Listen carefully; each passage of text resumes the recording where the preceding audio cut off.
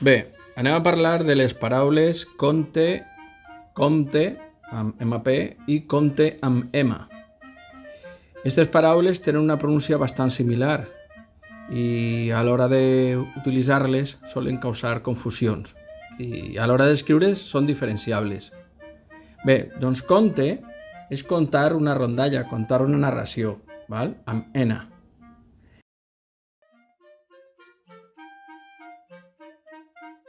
Per altra banda, compte, amb MP, és de l'acció de comptar, comptar números, comptar diners, el càlcul d'una quantitat.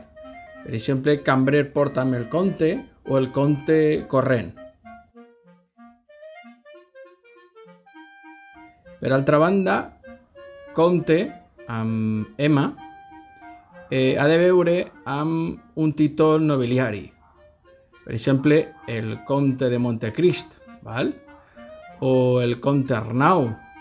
Per tant, les tres paraules, encara que tenen una pronúncia bastant similar i que solen causar confusions, a l'hora d'escriure les grafies són diferents. Compte de l'acció de comptar, una rondalla o una narració. Compte amb MP, comptar números, compte corrent, per exemple, i compte amb M, títol nobiliari.